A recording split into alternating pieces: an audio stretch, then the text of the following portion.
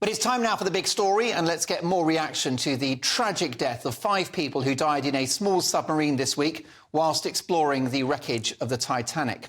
We're joined now by the great-granddaughter of a survivor of the original 1914 Titanic disaster, Shelley Binder.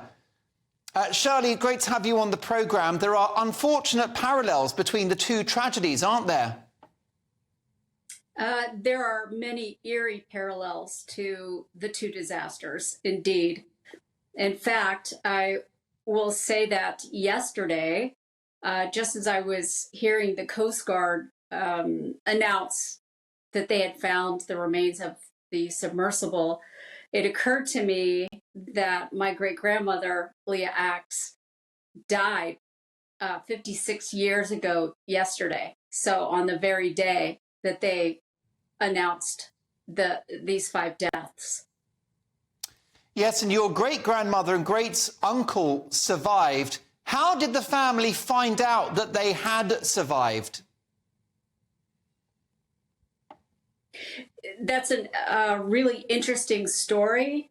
Much like this disaster, the Titanic happened on a Sunday. The accident happened on a Sunday, just like this. And the world was breathless for any information for many days, several days, until the Carpathia got back into radio contact with the shore in New York. So I think people were desperate to know what happened. In fact, in my family, my great-grandmother was emigrating to the United States. So her parents and her siblings were still in the UK. They were still in London, where I still have cousins to this day.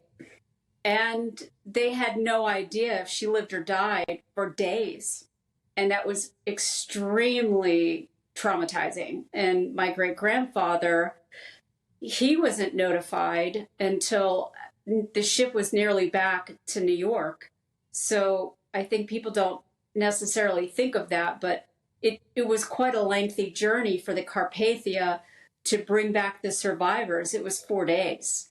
And they started to transmit the names of first-class passengers. And it was all done on rather primitive equipment. So it was difficult, and made even more difficult because many of the names were quite foreign and had special characters in them because there were a lot of immigrants.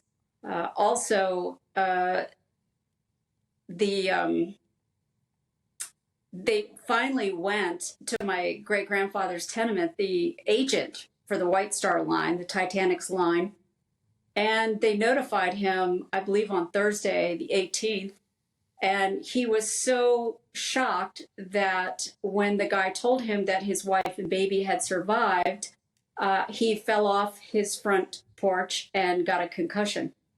Got a concussion, I'm not surprised. I've only got a couple of seconds left, Shelley, but am I right in thinking that as it was your great-grandmother, you owe your own life to the fact that she survived? 100% would not be having this conversation with you, Mark, if she hadn't have survived. And in fact, she had to fight for her life.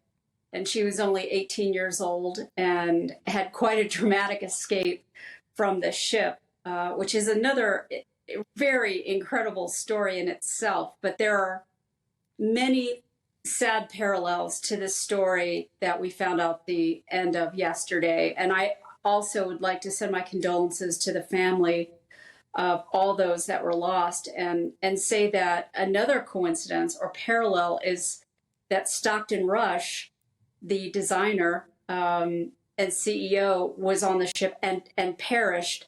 And the designer of the Titanic was also on the ship and perished, Thomas Andrews. And also that Stockton Rush's wife, as I understand it, Wendy Rush, was the great-great-granddaughter of Ida and Isidore Strauss. And they were actually mentioned by my great-grandmother, as she said she saw them sitting arm in arm on the deck as she departed in a lifeboat. Extraordinary parallels. Well, I've got no doubt that your great great-grandmother would be very proud of you speaking so articulately this evening. Shelley Binder, thank you so much for telling us your amazing family story.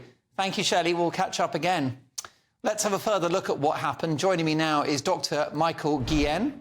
Michael is an award-winning physics instructor at Harvard University and the former ABC News science editor. He's also a survivor of a previous Titanic submersible trip 23 years ago. Michael, thank you for joining us. You survived, as I've mentioned, a similar trip a long while back, so this week must have been particularly hard for you to watch. Yes, it was, Mark. Throughout the entire week, I felt a strong kinship. Of course, at that time, we thought that perhaps they were still alive but suffering, wondering if they were going to hang in there until they could be rescued. So that part of it really reminded me enormously of my own experience of being trapped down at the wreck of the Titanic, where my sub got stuck in the propeller. It was for a relatively short while. It wasn't for days. But I tell you, when you're down there, stuck, buried alive under 2.5 miles of water, it seems like an eternity, no matter how long you're stuck down there. Indeed so. I know that you understandably feared for your life and you feel you've been given a second chance, which tragically these 5 individuals have not. Michael, what motivates people to take such a risk in the name of exploration? I've been very philosophical over the past week. I'm philosophical by bent anyway, but particularly this week, reflecting on what's happened, especially yesterday when we got the news. Mark, the only way I can say it is this. There is something that is hardwired into us, human species, that causes us to abandon our, proverbial survival instincts to explore worlds far beyond the Darwinian jungle. This is something that only we have. No other animal on the planet looks up on a night and just not only sees stars, but wants to go out there. Wonders what's out there and is willing to risk life and limb and spend billions of dollars to go out there. And I consider that to be a wondrous trait. It's not a flaw in our nature. It's not a quirk in our nature. It's actually the essence of our nature. And so when you get into questions such as, should tourism continue? I think that's a legitimate question. But I think you should bear in mind that you're never going to kill this essence in our being, a wish to risk life and limb to find out what's on the other side, what's at the bottom of the ocean, what's at the top of the mountain, what's out there beyond the moon, beyond the stars. That's something that is both wonderful, but also in many cases terrifying, as we witnessed yesterday. Absolutely. We wouldn't have ships, we wouldn't have roads, we wouldn't have the automobile, we certainly wouldn't have air travel if it wasn't for that human spirit of pioneering. Michael, the film director James Cameron, who has himself dived down to the Titanic wreck several times, has criticised the project and the safety measures. What's your view? Right now, because I am a scientist and I hear many people, not only Mr. Cameron, expressing their opinions, and he's entitled to his, I don't jump to conclusions. I'm trained to be very methodical. As a scientist, I want them to collect the evidence. Right now, they're taking a 3D map before they start moving the pieces. You don't want to disturb the scene of the accident, as it were. Upload that 3D map onto a supercomputer, try to reconstruct what actually happened. Clearly, there was a weakness in the pressure vessel. Perhaps they will consider bringing those pieces back up and putting them together like a puzzle so we can get further evidence. I think it's very essential that we really look carefully. After the U.S. shuttle Challenger exploded, that's what NASA did. And you know what they did after that is they shut down the U.S. space program for a while, not permanently. But I think we owe it to the 5 lives that were lost yesterday to be careful in how we speak and how we move forward.